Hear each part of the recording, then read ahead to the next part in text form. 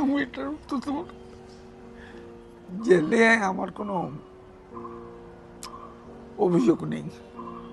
জেলের প্রত্যেকেই আমাকে কেউ স্নেহের সঙ্গে, কেউ আশীর্বাদ করেছেন, কেউ সাহায্য করেছেন, যা নিয়মের মধ্যেই পড়ে।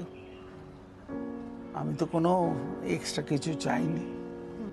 জেলের যারা কর্তৃপক্ষ বর্তমানে আছেন, প্রথম দিকে নিশ্চয়ই আমার যথেষ্ট সমস্যা হয়েছিল, কিন্তু পরবর্তীকালে বর্তমান যে জেল কর্তৃপক্ষ,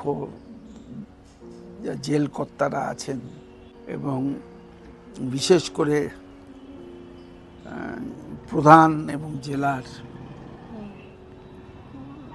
সকলেই আমার এমন কিছু করেননি যাতে আমি তাদেরকে বলতে পারি যে দুর্নাম দিতে পারি।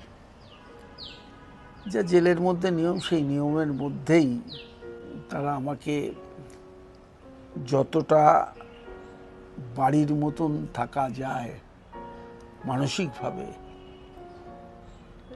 নিশ্চয়ই সেটা তারা করেছে।